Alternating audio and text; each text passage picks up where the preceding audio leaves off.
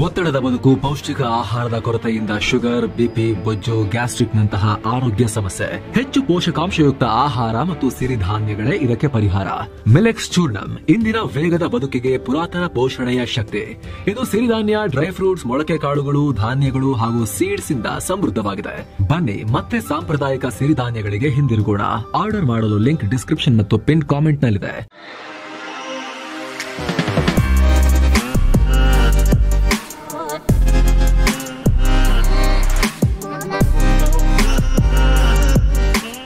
Hi friends, ದಿನದ ಎಲ್ಲ ಪ್ರಮುಖ ಸುದ್ದಿಯನ್ನು ನಿಮಗೆ ತಲುಪಿಸೋ mastmaga.com ಫುಲ್ ನ್ಯೂಸ್ಗೆ ಸ್ವಾಗತ. ನಾನು ಅಮರ್ ಪ್ರಸಾದ್. ಅಂತರ್ಯುದ್ಧ, ಭಯಾನಕ ಹಿಂಸಾಚಾರ, ವಿಪಕ್ಷಗಳ ಟೀಕೆ ಹೀಗೆ 10 ಕಾರಣಕ್ಕೆ ಅಂತಾರಾಷ್ಟ್ರೀಯ ಮಟ್ಟದಲ್ಲಿ ಸುದ್ದಿ ಮಾಡಿದ್ದ ಮಣಿಪುರಕ್ಕೆ ಕೊನೆಗೂ ಪಿಎಂ ನರೇಂದ್ರ ಮೋದಿ ಕಾಲಿಟ್ಟಿದ್ದಾರೆ. 2023ರ ಗಲಭೆ ನಂತರ ಫಸ್ಟ್ ಟೈಮ್ ಮೋದಿ ಮಣಿಪುರಕ್ಕೆ ಭೇಟಿ ಕೊಟ್ಟಿದ್ದಾರೆ. ಮಣಿಪುರದ ಚುರ್ಚಂದಾಪುರ್ನಲ್ಲಿ 7,300 ಕೋಟಿಗೂ ಅಧಿಕ ವೆಚ್ಚದ ದೊಡ್ಡ ಯೋಜನೆಗಳಿಗೆ ಶಂಕುಸ್ಥಾಪನೆ ಮಾಡಿದ್ದಾರೆ. ಈ ವೇಳೆ ಮಾತನಾಡಿದ ಪಿಎಂ ನರೇಂದ್ರ ಮೋದಿ, ನಾನು ಯಾವಾಗಲೂ ಮಣಿಪುರದೊಂದಿಗೆ ನಿಲ್ತೀನಿ ಎಂದಿದ್ದಾರೆ. ಮಣಿಪುರ ಧೈರ್ಯ ಮತ್ತು ಸಂಕಲ್ಪದ ಭೂಮಿ, ಈಶಾನ್ಯ ರಾಜ್ಯಗಳ ಚೈತನ್ಯ, ಭಾರತದ ಮಹಾನ್ ಶಕ್ತಿಯನ್ನು ಪ್ರತಿಬಿಂಬಿಸುತ್ತೆ ಅಂತ ಹೇಳಿದ್ದಾರೆ.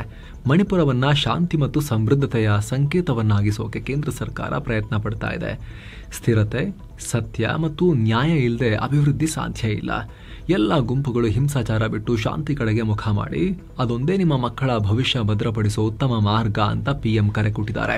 ಬುಡಕಟ್ಟು ಜನರ ಅಭಿವೃದ್ಧಿ ಮತ್ತು ಮಹಿಳಾ ಸಬಲೀಕರಣಕ್ಕೆ ನಮ್ಮ ಸರ್ಕಾರ ಕಮಿಟ್ ಆಗಿದೆ ಅಂತ ಹೇಳಿದ್ದಾರೆ. ಇನ್ನು ನೇಪಾಳದ ಮಧ್ಯಂತರ ಸರ್ಕಾರದ ನೂತನ ಪ್ರಧಾನಿ ಸುಶೀಲಾ ಕಾರ್ಕಿ ಅವರಿಗೆ ಮೋದಿ ಮಣಿಪುರದಿಂದಲೇ ಅಭಿನಂದನೆ ಸಲ್ಲಿಸಿದ್ದಾರೆ. ಮಹಿಳಾ ಸಬಲೀಕರಣಕ್ಕೆ ಸುಶೀಲಾ ಕಾರ್ಕಿ ಉದಾಹರಣೆ. ಮಣಿಪುರದ ಹೆಸರಲ್ಲೇ ಮಣಿ ಇದೆ, ಇದೇ ಮಣಿ ಭವಿಷ್ಯದಲ್ಲಿ ಇಡೀ ಈಶಾನ್ಯ ಭಾರತವನ್ನ ಬೆಳಗೋ ಮಣಿಯಾಗುತ್ತೆ ಅಂತ ಹೇಳಿದ್ದಾರೆ. ಏನೋ ಇದೇ ಮಣಿಪುರಕ್ಕೆ ಮೋದಿ 3,000 ಕೋಟಿ ರೂಪಾಯಿ ವಿಶೇಷ ಪ್ಯಾಕೇಜ್ ಅನ್ನ ಕೂಡ ಘೋಷಿಸಿದ್ದಾರೆ. ಮನೆ ಕಳ್ಕೊಂಡು ನಿರಾಶ್ರಿತರಾದವರಿಗೆ ಹೊಸದಾಗಿ 7,000 ಮನೆಗಳನ್ನು ನಿರ್ಮಾಣ ಮಾಡೋಕೆ ಕೇಂದ್ರ ಸರ್ಕಾರ ಸಹಾಯ ಮಾಡುತ್ತೆ ಅಂತ ಹೇಳಿದ್ದಾರೆ. ಏನೋ ಇಂಫಾಲ್ನಲ್ಲಿ ಜನಾಂಗೀಯ ಸಂಘರ್ಷದಿಂದ ಸಂತ್ರಸ್ತರಾದ ಕುಟುಂಬಗಳನ್ನ ಪಿಎಂ ಮೋದಿ ಮೀಟ್ ಮಾಡಿದ್ದಾರೆ, ಮಾತುಕತೆ ನಡೆಸಿದ್ದಾರೆ. ಇಲ್ಲೂ ಕೂಡ 1,200 ಕೋಟಿ ಮೊತ್ತದ ಯೋಜನೆಗಳಿಗೆ ಚಾಲನೆ ಕೊಟ್ಟಿದ್ದಾರೆ. ಏನೋ ಮಣಿಪುರದಲ್ಲಿರೋ ಕುಕಿ ಶಾಸಕರು ಪಿಎಂ ಮೋದಿಗೆ ಹೊಸ ಡಿಮಾಂಡ್ ಇಟ್ಟಿದ್ದಾರೆ. ಮಣಿಪುರದಲ್ಲಿ ಪ್ರತ್ಯೇಕ ಕೇಂದ್ರಾಡಳಿತ ಪ್ರದೇಶ ರಚನೆಯಾಗಬೇಕು, ತ್ವರಿತವಾಗಿ ರಾಜಕೀಯ ಇತ್ಯರ್ಥ ಆಗಬೇಕು ಅಂತ ರಿಕ್ವೆಸ್ಟ್ ಮಾಡಿದ್ದಾರೆ. 10 ಕುಕಿ ಶಾಸಕರು ಸೈನ್ ಹಾಕಿ ಪಿಎಂಗೆ ಸಬ್ಮಿಟ್ ಮಾಡಿದ್ದಾರೆ. ಇತ್ತ ಪಿಎಂ ಮಣಿಪುರ ಭೇಟಿ ವೇಳೆ ಕಾಂಗ್ರೆಸ್ ಪ್ರತಿಭಟನೆ ಮಾಡ್ತೀವಿ ಅಂತ ಮಾಡಿದೆ. ಬಿಜೆಪಿ ಅವಧಿಯಲ್ಲಿ ಮಣಿಪುರ ಹೊತ್ತಿಗುರಿದಿದೆ, ಕಮ್ಯುನಲ್ ಪಾಲಿಟಿಕ್ಸ್ ಅನ್ನ ನಿಲ್ಲಿಸಿ ಅಂತ ಹೇಳಿ ಪ್ರತಿಭಟಿಸಿದ್ದಾರೆ. ಮೋದಿ ಅವರ ಇವೆಂಟ್ ನಡೆಯೋ ಕಡೆ ಅವ್ರು ಹೋಗೋಕೆ ಪ್ರಯತ್ನ ಪಟ್ಟರು, ಅಷ್ಟರಲ್ಲಿ ಪೊಲೀಸರು ಬ್ಲಾಕ್ ಮಾಡಿದ್ರು.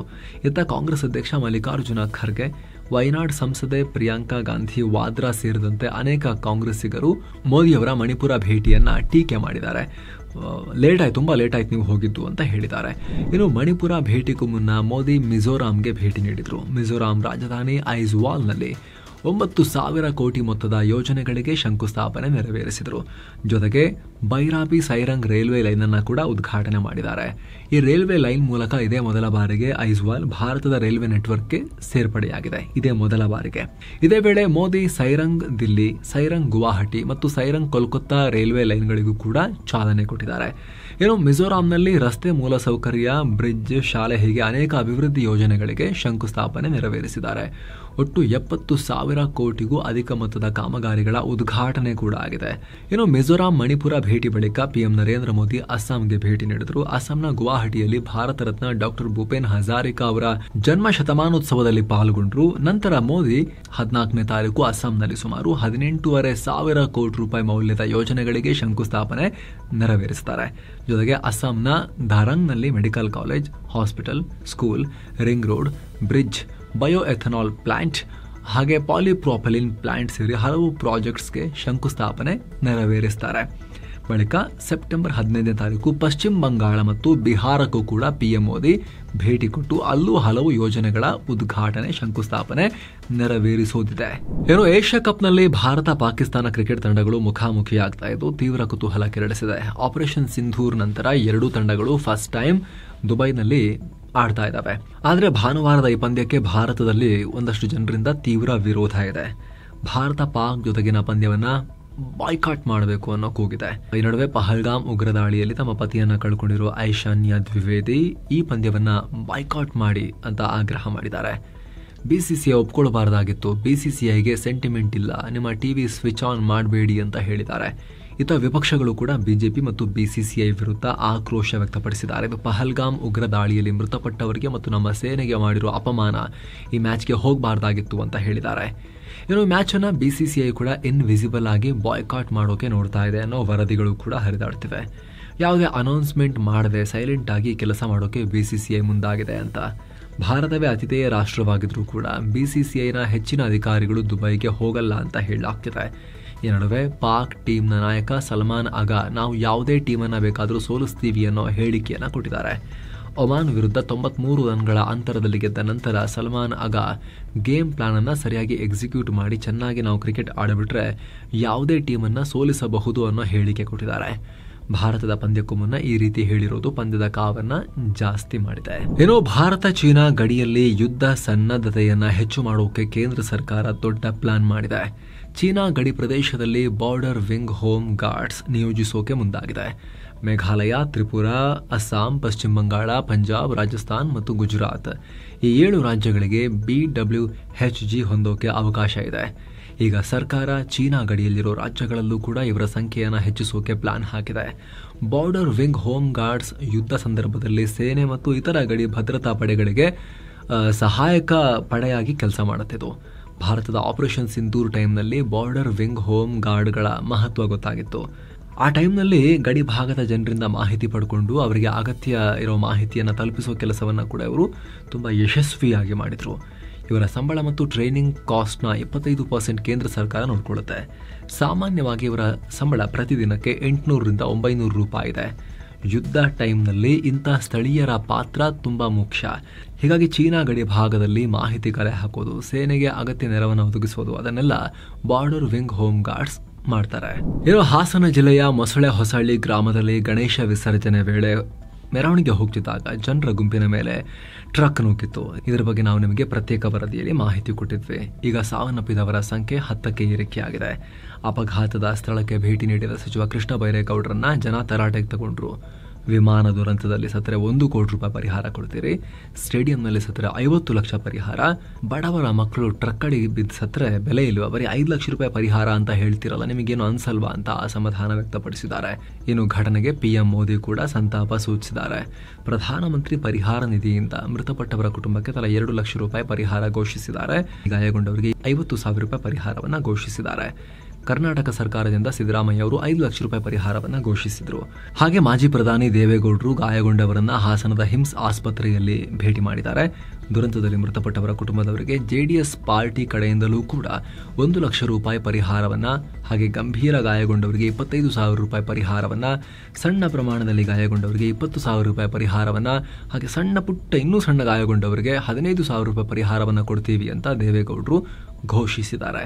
ಇತ್ತ ಪರಿಹಾರದ ಮೊತ್ತವನ್ನ ಸರ್ಕಾರದ ಕಡೆಯಿಂದ ಕೊಡೋದನ್ನ ಜಾಸ್ತಿ ಮಾಡಬೇಕು ಅಂತ CM ಸಿದ್ದರಾಮಯ್ಯ ಅವರಿಗೆ ಮನವಿ ಮಾಡ್ತೀನಿ ಅಂತಲೂ ದೇವೇಗೌಡರು ಹೇಳಿದ್ದಾರೆ. ಇನ್ನು ವಿಪಕ್ಷಗಳ ಟೀಕೆಗೆ CM ಸಿದ್ದರಾಮಯ್ಯ ಪ್ರತಿಕ್ರಿಯೆ ಕೊಟ್ಟಿದ್ದಾರೆ.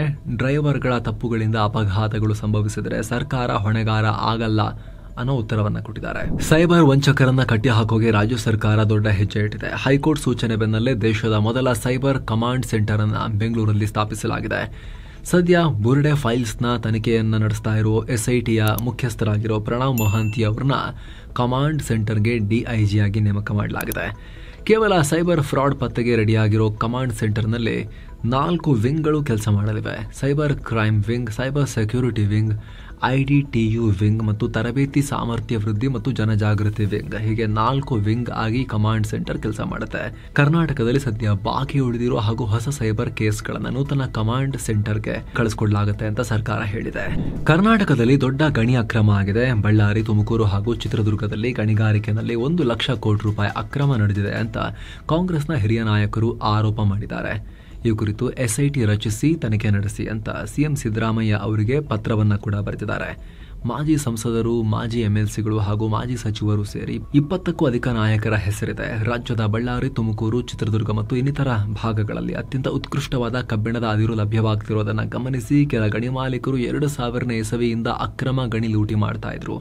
ಇದನ್ನು ಗಮನಿಸಿದ ಕಾಂಗ್ರೆಸ್ ನಾಯಕತ್ವ ವಿಧಾನ ಪರಿಷತ್ನಲ್ಲಿ ಹೋರಾಟ ಮಾಡಿ ಹಗರಣವನ್ನ ನ್ಯಾಯಮೂರ್ತಿ UL ಭಟ್ ಆಯೋಗಕ್ಕೆ ತನಿಖೆ ಮಾಡೋಕೆ ಒಪ್ಪಿಸಿತ್ತು. ಅವರ ಆಯೋಗ ಇದೊಂದು ಅಂತಾರಾಜ್ಯ ಮತ್ತು ಅಂತಾರಾಷ್ಟ್ರೀಯ ಹಗರಣವಾಗಿರೋದ್ರಿಂದ CBI ಕೊಡಿ ಅಂತ ಹೇಳಿ ಶಿಫಾರಸು ಮಾಡಿದ್ರು. ಅವರು ತನಿಖೆ ಮಾಡೋಕ್ಕಾಗಲ್ಲ ಅನ್ನೋ ರೀತಿಯಲ್ಲಿ. ಆದ್ರೆ ಈ ಬಗ್ಗೆ ಇದುವರೆಗೂ ಯಾವುದೇ ನಿರ್ಧಾರ ಆಗಿಲ್ಲ. ಇದು ಬಹಳ ಆಶ್ಚರ್ಯ ಕಾರಣ ಆಗ್ತಿದೆ ಯಾಕಾಗಿಲ್ಲ ಅಂತ. ಈಗ ತನಿಖೆ ಮಾಡ್ರಿ ಅಂತ ಕಾಂಗ್ರೆಸ್ನ ಒಳಗಿಂದಲೇ ಮತ್ತೆ CMಗೆ ಪ್ರೆಷರ್ ಬರ್ತಾ ಇದೆ. ಇದು ಇಂಟ್ರೆಸ್ಟಿಂಗ್ ತಿರುವುಗಳನ್ನ ಪಡ್ಕೊಳ್ತಾ ಇದೆ ಹೋಗ್ತಾ ಇದು. ಛತ್ತೀಸ್ಗಢದಲ್ಲಿ ಮತ್ತಿಬ್ಬರು ನಕ್ಸಲರನ್ನ ಈಗ ಹೊಡೆದುರುಳಿಸಲಾಗಿದೆ. ಹಿದ್ಮಾ ಪೋಡಿಯಂ ಮತ್ತು ಮುನ್ನಾ ಮಡ್ಕಂ ಅಂತ ಗುರುತಿಸಲಾಗಿದೆ ಅವ್ರನ್ನ. ಇವ್ರ ತಲೆ ಮೇಲೂ ಕೂಡ 16 ಲಕ್ಷ ರೂಪಾಯಿ ಪ್ರೈಸ್ ಇತ್ತು. ಮಾಹಿತಿ ಕೊಟ್ಟರೆ ಇವ್ರ ಬಗ್ಗೆ. ಈಗ ಭದ್ರತಾ ಪಡೆಗಳು ಹೊಡೆದು ಹಾಕಿದ್ದಾರೆ. ಇನ್ನೊಂದು ಕಡೆ ತೆಲಂಗಾಣದಲ್ಲಿ ಟಾಪ್ ನಕ್ಸಲ್ ನಾಯಕಿ ಅಲ್ಲಿನ ಪೊಲೀಸರ ಮುಂದೆ ಶರಣಾಗಿದ್ದಾರೆ. ಈಕೆಯನ್ನ 61 ವರ್ಷದ ಪೊತುಲಾ ಪದ್ಮಾವತಿ ಅಲಿಯಾಸ್ ಕಲ್ಪನಾ ಅಂತ ಗುರುತಿಸಲಾಗಿದೆ. ಈ ನಕ್ಸಲ್ ನಾಯಕಿ ಬಗ್ಗೆ ಮಾಹಿತಿ ಕೊಟ್ಟವರಿಗೆ 1 ಕೋಟಿ ರೂಪಾಯಿ ಬಹುಮಾನ ಇತ್ತು. ಈ ಅಜ್ಜಿ ಬಗ್ಗೆ 61 ವರ್ಷ ಆಗಿದೆ ಅವರಿಗೆ. ಈಗ ಆರೋಗ್ಯದ ಕಾರಣಗಳಿಂದ ತಾವೇ ಶರಣಾಗತಿಯಾಗಿದ್ದಾರೆ. ಇನ್ನು ಪೊಲೀಸ್ ಕಾನ್ಸ್ಟೇಬಲ್ ವಯೋಮಿತಿ ಸಡಿಲಿಕೆ ಬಗ್ಗೆ ಗೃಹ ಮಂತ್ರಿ ಜಿ ಪರಮೇಶ್ವರ್ ಸುಳಿವು ಕೊಟ್ಟಿದ್ದಾರೆ. ರಾಜ್ಯದಲ್ಲಿ ಹಲವು ವರ್ಷಗಳಿಂದ ಪೊಲೀಸ್ ಕಾನ್ಸ್ಟೇಬಲ್ ನೇಮಕಾತಿ ನಡೆದಿಲ್ಲ. ವಯೋಮಿತಿ ಸಡಿಲಿಕೆ ಬಗ್ಗೆ ಈಗ ಆಲ್ರೆಡಿ ಡಿಸ್ಕಸ್ ಮಾಡಿದ್ದೇವೆ. ಬೇರೆ ರಾಜ್ಯಗಳಲ್ಲಿ ಕಾನ್ಸ್ಟೇಬಲ್ ಹುದ್ದೆ ವಯೋಮಿತಿ ಏನಿದೆ ಅದನ್ನ ಪರಿಶೀಲನೆ ಮಾಡ್ತಾ ಇದ್ದೀವಿ. ಈ ಸಂಬಂಧ ರಾಜ್ಯ ಪೊಲೀಸ್ ಮಹಾನಿರ್ದೇಶಕರಿಗೆ ಸೂಚನೆ ಕೊಟ್ಟಿದ್ದೇನೆ. ಬೇರೆ ರಾಜ್ಯಗಳಲ್ಲಿ ಪರಿಶೀಲನೆ ಮಾಡಿ ಸರ್ಕಾರಕ್ಕೆ ನೀವು ಒಂದು ರಿಪೋರ್ಟ್ ಕೊಡಿ ಅಂತ ಹೇಳಿ ಸೂಚಿಸಿದ್ದೇನೆ. ಆ ರಿಪೋರ್ಟ್ ಬಂದ ಮೇಲೆ ನೋಡೋಣ ಅನ್ನೋ ಹೇಳಿಕೆ ಕೊಟ್ಟಿದ್ದಾರೆ. ಏನೋ ದೇವದಾಸಿ ಪದ್ಧತಿ ನಿರ್ಮೂಲನೆ ಸೇರಿ ರಾಜ್ಯ ಸರ್ಕಾರದ ಒಟ್ಟು 32 ಮಸೂದೆಗಳಿಗೆ ರಾಜ್ಯಪಾಲ ಥಾವರ್ ಚಂದ್ ಗೆಹ್ಲೋಟ್ ಸೈನ್ ಹಾಕಿದ್ದಾರೆ. ಸರ್ಕಾರ ಒಟ್ಟು 37 ಮಸೂದೆಗಳನ್ನ ಕಳಿಸಿತ್ತು. ಅದರಲ್ಲಿ 32ಕ್ಕೆ ಸೈನ್ ಆಗಿದೆ. ಏನೋ ರಾಜ್ಯಪಾಲರು ಅನುಮೋದನೆ ಕೊಟ್ಟ ಎಲ್ಲ ಮಸೂದೆಗಳು ಕಾಯ್ದೆಯಾಗಿ ಜಾರಿಗೆ ಬರ್ತಾ ಇದಾವೆ ಅಂತ ಸರ್ಕಾರ ಗೆಜೆಟ್ ಆದೇಶ ಕೂಡ ಹೊರಡಿಸಿದೆ. ಕೇರಳದ ವೈನಾಡು ದುರಂತಕ್ಕೆ ಪರಿಹಾರ ಕೊಟ್ಟು ವಿಪಕ್ಷಗಳ ಕೆಂಗಣ್ಣಿಗೆ ಗುರಿಯಾಗಿದ್ದ ಸಿದ್ದರಾಮಯ್ಯ ಸರ್ಕಾರ ಈಗ ಕಾಂಗ್ರೆಸ್ ಆಡಳಿತದ ಹಿಮಾಚಲ ಪ್ರದೇಶದಲ್ಲಿ ಆಗಿರೋ ವಿಪತ್ತಿಗೆ ಪರಿಹಾರ ಘೋಷಿಸಿದೆ.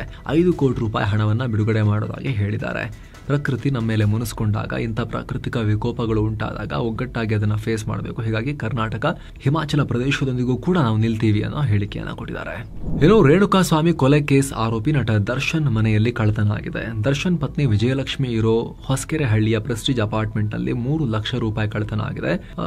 ಮನೆ ಕೆಲಸ ಮಾಡಕ್ ಬರ್ತಿದ್ದವರ ಮೇಲೆ ಅನುಮಾನ ಇದೆ ಅಂತ ಹೇಳಿ ದೂರಿನಲ್ಲಿ ಉಲ್ಲೇಖ ಮಾಡಿದ್ದಾರೆ. ಏನೋ ಬಾಲಿವುಡ್ ನಟಿ ದಿಶಾ ಪಟಾಣಿ ಅವರ ನಿವಾಸದ ಮೇಲೆ ಗುಂಡಿನ ದಾಳಿಯಾಗಿದೆ. ಬೈಕ್ ನಲ್ಲಿ ಬಂದ ಇಬ್ಬರು ಅಪರಿಚಿತ ವ್ಯಕ್ತಿಗಳು ಗುಂಡು ಹಾರಿಸಿದ್ದಾರೆ. ಈ ದಾಳಿಯಲ್ಲಿ ಯಾವುದೇ ಪ್ರಾಣಹಾನಿಯಾಗಿಲ್ಲ. ಈ ದಾಳಿಯ ಹೊಣೆಯನ್ನ ಗೋಲ್ಡಿ ಬ್ರಾರ್ ಗ್ಯಾಂಗ್ ಹೊತ್ಕೊಂಡಿದೆ. ದಿಶಾ ಸಹೋದರಿ ಖುಷ್ಬು ಒಂದು ಸಮುದಾಯದ ಭಾವನೆಗೆ ಧಕ್ಕೆಯಾಗುವಂತೆ ಹೇಳಿಕೆ ಕೊಟ್ಟಿದ್ರು. ಅದಕ್ಕೆ ಎಚ್ಚರಿಕೆ ಕೊಡೋಕೆ ದಾಳಿ ಮಾಡಿದ್ದೀವಿ ಅಂತ ಗೋಲ್ಡಿ ಬ್ರಾರ್ ಗ್ಯಾಂಗ್ ಹೇಳಿಕೊಂಡಿದೆ. ಆಪರೇಷನ್ ಸಿಂಧೂರ್ ಟೈಮ್ನಲ್ಲಿ ಸೇನೆ ಕಮ್ಯುನಿಕೇಷನ್ಗಾಗಿ ಯಾವ ಫೋನ್ ಯೂಸ್ ಮಾಡಿತ್ತು ಅನ್ನೋದನ್ನ ಸೇನಾ ಮುಖ್ಯಸ್ಥ ಉಪೇಂದ್ರ ದ್ವಿವೇದಿ ಬಹಿರಂಗಪಡಿಸಿದ್ದಾರೆ. ಭಾರತದಲ್ಲೇ ತಯಾರಾಗಿರೋ ಸಂಭವ್ ಹೆಸರಿನ ಫೋನ್ ಬಳಸಲಾಗಿತ್ತು ಅಂತ ಹೇಳಿದ್ದಾರೆ. ಈ ಸ್ವದೇಶಿ ಬ್ರ್ಯಾಂಡ್ ಅನ್ನ ಸೇನೆ ಅಗತ್ಯ ಕಾರ್ಯಾಚರಣೆಗಳಲ್ಲಿ ಬಳಸುತ್ತೆ. ಇದು ಭದ್ರತೆಗೆ ತುಂಬಾ ಇಂಪಾರ್ಟೆಂಟ್ ಮತ್ತು ಚೆನ್ನಾಗಿ ವರ್ಕ್ ಆಯಿತು ನಮಗೆ ಅಂತ ಹೇಳಿದ್ದಾರೆ. ಈ ಮೊಬೈಲ್ನ ಪೂರ್ಣ ಹೆಸರನ್ನ secure army mobile Bharat version ಅಂತ ಕರೆದಿದ್ದಾರೆ. ಸಂಭವ್ನ ಫುಲ್ ಫಾರ್ಮ್. ಕಮಾಂಡ್ ಮತ್ತು ಕಮ್ಯುನಿಕೇಷನ್ಗಾಗಿ ಇದನ್ನೇ ಬಳಸಿದ್ದೀವಿ. ಈ ಮೊಬೈಲ್ 5G ಕನೆಕ್ಷನ್ ಹೊಂದಿದೆ. ಕಮ್ಯುನಿಕೇಷನ್ ಅನ್ನ ಸೇಫ್ ಆಗಿಡೋಕೆ ಮಲ್ಟಿ ಲೇಯರ್ಡ್ ಎನ್ಕ್ರಿಪ್ಷನ್ ಸಿಸ್ಟಮ್ ಅನ್ನ ಇಂಟಿಗ್ರೇಟ್ ಮಾಡಲಾಗಿದೆ. ವಾಟ್ಸಪ್ಗೆ ಆಲ್ಟರ್ನೇಟಿವ್ ಆಗಿ ಸಿಗ್ಮಾ ಮೆಸೇಜಿಂಗ್ ಆ್ಯಪ್ ಈ ಫೋನ್ನಲ್ಲಿದೆ. ಇದರಿಂದ ಸೇನೆ ಡಾಕ್ಯುಮೆಂಟ್ಸ್, ಫೋಟೋ, ವಿಡಿಯೋವನ್ನು ಶೇರ್ ಮಾಡ್ಕೊಳ್ಳುತ್ತೆ. ಈಗ ಆಲ್ರೆಡಿ 30,000 ಸಂಭವ್ ಫೋನ್ಗಳನ್ನು ಸೇನೆ ಕೊಡಲಾಗಿದೆ. ಸದ್ಯ ಸೇನೆ ಇದೇ ಸಿಸ್ಟಮ್ನ ಅಪ್ಗ್ರೇಡೆಡ್ ವರ್ಷನ್ಗೂ ಕೂಡ ತಯಾರಿ ನಡೆಸ್ತಾ ಇದೆ ಅಂತ ಹೇಳಿ ಸೇನಾ ಮುಖ್ಯಸ್ಥರು ಹೇಳಿದ್ದಾರೆ. UPIನಲ್ಲೀಗ ದೊಡ್ಡ ಬದಲಾವಣೆ ಬರ್ತಾ ಇದೆ. Person to Merchant P2M transaction ಅಂದ್ರೆ ಒಬ್ಬ ವ್ಯಕ್ತಿ ಒಂದು ದಿನ ಒಬ್ಬ ವ್ಯಾಪಾರಿಗೆ ಮಾಡೋ ಪೇಮೆಂಟ್, ವ್ಯಕ್ತಿಗಲ್ಲ ವ್ಯಾಪಾರಿಗೆ ಮಾಡೋ ಪೇಮೆಂಟ್ ಲಿಮಿಟ್ ಅನ್ನ ಹೆಚ್ಚಿಸ್ತೀವಿ ಅಂತ ಹೇಳಿದೆ. ಇನ್ನು ಮುಂದೆ ವ್ಯಾಪಾರಿಗೆ 10 ಲಕ್ಷದವರೆಗೆ ಪೇಮೆಂಟ್ ನ ಮಾಡಬಹುದು ಅಂತ NPCI ಹೇಳಿದೆ. ಇದು ಸೆಪ್ಟೆಂಬರ್ 15ರಿಂದಲೇ ಜಾರಿಗೆ ಬರುತ್ತೆ. ಇನ್ನು person to person 1 lakh limit ಹಾಗೆ ಇರುತ್ತೆ. ಏನೋ ಮಯನ್ಮಾರ್ನಲ್ಲಿ ಅರಕಾನ್ ಆರ್ಮಿ ಮತ್ತು ಹುಂತಾ ಸೇನೆ ನಡುವೆ ಭೀಕರ ಕಾಳಗ ಶುರುವಾಗಿದೆ. ರಾಖೈನೆ ಪ್ರದೇಶದಲ್ಲಿರೋ ಶಾಲೆಗಳ ಮೇಲೆ ಮಯನ್ಮಾರ್ ಸೇನೆ ಏರ್ ಸ್ಟ್ರೈಕ್ ಮಾಡಿದೆ. ಪರಿಣಾಮ 19 ಮಕ್ಕಳ ಪ್ರಾಣ ಹೋಗಿದೆ, 22 ಮಕ್ಕಳು ಗಾಯಗೊಂಡಿದ್ದಾರೆ. ಶಾಲೆಗಳ ಮೇಲೆ ಹುಂತಾ ಸೇನೆ 500 ಪೌಂಡ್ ತೂಕದ 2 ಸ್ಫೋಟಕಗಳನ್ನು ಹಾಕಿದೆ ಅಂತ ಅಲ್ಲಿನ ಮಾಧ್ಯಮಗಳು ರಿಪೋರ್ಟ್ ಮಾಡಿವೆ. ಶುಕ್ರವಾರ ಮಧ್ಯರಾತ್ರಿ ಮಕ್ಕಳು ಮಲಗಿದ್ದ ವೇಳೆ ಈ ರೀತಿ ಸೇನೆ ಕೃತ್ಯವನ್ನ ಮಾಡಿದೆ. ಈ ದಾಳಿಗೆ ವಿಶ್ವಸಂಸ್ಥೆಯ ಚಿಲ್ಡ್ರನ್ ಫಂಡ್ ಯುನಿಸೆಫ್ ಖಂಡನೆ ವ್ಯಕ್ತಪಡಿಸಿದೆ. ಆದರೆ ಹುಂತಾ ಸೇನೆ ಈ ದಾಳಿ ಬಗ್ಗೆ ಯಾವುದೇ ಕ್ಲಾರಿಟಿ ಕೊಟ್ಟಿಲ್ಲ. ಮಯನ್ಮಾರನ್ನ ಆಳುತ್ತಿರೋ ಸೇನಾಡಳಿತಕ್ಕೆ ಹುಂತಾ ಸೇನೆ ಅಂತ ಕರೀತಾರೆ ಅವರು. ಪಾಕಿಸ್ತಾನದ ಮೇಲೆ ಅಮೆರಿಕ ದಾಳಿ ಮಾಡಿ ಅಬೋಟಾಬಾದ್ನಲ್ಲಿ ಅಮೆರಿಕದ ಅವಳಿ ಕಟ್ಟಡವನ್ನ ಕೆಡವಿದ್ದ ದೊಡ್ಡ ಜಾಗತಿಕ ಉಗ್ರ ಗೊತ್ತಲ್ಲ, ಆತನನ್ನ ಅಮೆರಿಕ ನುಗ್ಗಿ ಕದ್ದು ಹೊಡಿತಲ್ಲ ಪಾಕಿಸ್ತಾನಕ್ಕೂ ಹೇಳಿದೆ. ಅಬೋಟಾಬಾದ್ನಲ್ಲಿ ಪಾಕಿಸ್ತಾನದ ಅಬೋಟಾಬಾದ್ನ ಮಿಲಿಟರಿ ಕ್ಯಾಂಪ್ ಹತ್ತಿರದಲ್ಲೇ ಈತನನ್ನ ಬಚ್ಚಿಟ್ಟಿತ್ತಲ್ಲ ಪಾಕಿಸ್ತಾನ, ಅಮೆರಿಕ ಹೊಡಿತಲ್ಲ. ಈಗ ಈ ಘಟನೆ ಬಗ್ಗೆ ಪಾಕ್ ಅಧ್ಯಕ್ಷ ಆಸಿಫ್ ಅಲಿ ಜರ್ದಾರಿ ಆಪ್ತ ಸಹಾಯಕನಾಗಿದ್ದ ಫರತುಲ್ಲಾ ಬಾಬರ್ ಇಂಟ್ರೆಸ್ಟಿಂಗ್ ಮಾಹಿತಿ ಕೊಟ್ಟಿದ್ದಾರೆ. ಪಾಕಿಸ್ತಾನದ ದುಸ್ಥಿತಿಯನ್ನು ಬಿಚ್ಚಿಟ್ಟಿದ್ದಾರೆ. ಅಮೆರಿಕ ರೇಡ್ ಮಾಡಿದ ಕೆಲವೇ ಕ್ಷಣದಲ್ಲಿ ವಿದೇಶಾಂಗ ಸಚಿವೆ ಹೀನಾ ರಬ್ಬಾನಿ ಖರ್, ಫಾರಿನ್ ಸೆಕ್ರೆಟರಿ ಸಲ್ಮಾನ್ ಬಶೀರ್ ಮತ್ತು ನಾನು ಅಂದರೆ ಬಾಬರ್, ಅಧ್ಯಕ್ಷ ಜರ್ದಾರಿ ಎಲ್ಲ ಸೇರಿ ಮೀಟಿಂಗ್ ಮಾಡಿದ್ವಿ. ಈ ದಾಳಿ ನಂತರ ಪಾಕ್ ಅಮೆರಿಕದ ಅಧಿಕಾರಿಗಳನ್ನ ಮೀಟ್ ಮಾಡಿ ಡ್ಯಾಮೇಜ್ ಕಂಟ್ರೋಲ್ಗೆ ಪ್ರಯತ್ನ ಪಟ್ಟಿತ್ತು ಅಂತ ಉಲ್ಲೇಖ ಮಾಡಿದ್ದಾರೆ. ಆ ಮೂಲಕ ಅಮೆರಿಕದ ಕೈಲಿ ರೆಡ್ ಹ್ಯಾಂಡ್ ಆಗಿ ಸಿಕ್ಕಾಕೊಂಡಿದ್ದು ಮಾತ್ರ ಅಲ್ಲ, ಆಮೇಲೆ ಅಮೆರಿಕದ ಕೈಲಿ ರೇಡ್ ಮಾಡಿಸ್ಕೊಂಡು ಹೊಡೆಸ್ಕೊಂಡಿದ್ದು ಮಾತ್ರ ಅಲ್ಲ, ಅಯ್ಯಯ್ಯೋ ಗೊತ್ತಾಗ್ಬಿಡ್ತಾ ನಿಮಗೆ ಅಂತ ಹೇಳಿ ಸಮಾಧಾನ ಮಾಡೋಕ್ಕೂ ಓಡ್ ಹೋಗಿದ್ರು ಪಾಕಿಸ್ತಾನಿಯರು ಅನ್ನೋದನ್ನ ಅವರೀಗ ಬಹಿರಂಗಪಡಿಸಿದ್ದಾರೆ. ಜೊತೆಗೆ ಇದು ನಮ್ಮ ಸಂಪೂರ್ಣ ಅಸಮರ್ಥತೆ. ನಾನು ಅಧ್ಯಕ್ಷರಿಗೆ ಹೇಳಿದ್ದೆ ಅವತ್ತು, ಘಟನೆ ಬಗ್ಗೆ ತನಿಖೆ ಮಾಡಿದ್ರು ಯಾರಿಗೂ ಶಿಕ್ಷೆ ಕೊಡೋ ಸ್ಥಿತಿಯಲ್ಲಿ ನಾವಿರಲಿಲ್ಲ. CIA ಆ ಉಗ್ರ ಅಡಗಿದ್ದ ಕಟ್ಟಡದ ಬಗ್ಗೆ ಗೊತ್ತಿತ್ತು. ಅಷ್ಟೇ ಯಾಕೆ, ಅದನ್ನ ಕಟ್ಟಿದ ಕಾಂಟ್ರಾಕ್ಟರ್ ಬಗ್ಗೆ ಕೂಡ ಅವರಿಗೆ ಗೊತ್ತಿತ್ತು. ಪಾಕ್ ಅಧಿಕಾರಿಗಳ ಕಸ್ಟಡಿಯಲ್ಲಿದ್ದ ಆ ಉಗ್ರನ ಪತ್ನಿಯರನ್ನ ಕೂಡ ದಾಳಿ ನಂತರ CIA ಅಧಿಕಾರಿಗಳು ಮೀಟ್ ಮಾಡಿದ್ರು ಅಂತ ಪಾಕಿಸ್ತಾನದಲ್ಲಿ ಅಮೆರಿಕ ನಡೆಸಿದ ಈ ಆಪರೇಷನ್ ಬಗ್ಗೆ ಹೊಸ ಮಾಹಿತಿಯನ್ನ ರಿವೀಲ್ ಮಾಡಿದ್ದಾರೆ ಇವರು. ಸೊ ಫ್ರೆಂಡ್ಸ್, ಇದಾಗಿತ್ತು ಇವತ್ತಿನ ಫುಲ್ ನ್ಯೂಸ್. ನಾವು ಕುಯ್ದಿಲ್ಲ, ಎಳೆದಿಲ್ಲ, ಕಿರ್ಚಾಡಿಲ್ಲ, ಬರೀ ಸುದ್ದಿಯ ರೀತಿಯಲ್ಲಿ ನಿಮಗೆ ತಲುಪಿಸುವ ಪ್ರಯತ್ನವನ್ನ ಮಾಡಿದ್ದೀವಿ. ನಮ್ಮ ಈ ಪ್ರಯತ್ನ ನಿಮಗೆ ಇಷ್ಟ ಆಗ್ತಾ ಇದ್ರೆ ಮಸ್ತ್ ಮಗ ಚಾನಲ್ಗೆ ಸಬ್ಸ್ಕ್ರೈಬ್ ಮಾಡಿ, ಪಕ್ಕದ ಬೆಲ್ ಐಕಾನ್ ಮೇಲೆ ಕ್ಲಿಕ್ ಮಾಡೋದನ್ನ ಯಾವುದೇ ಕಾರಣಕ್ಕೂ ಮರಿಬೇಡಿ. Thank you so much. ಮತ್ತೆ ಭೇಟಿ ಆಗ್ತಿರೋಣ ಸ್ನೇಹಿತರೆ. ನಮಸ್ತೆ.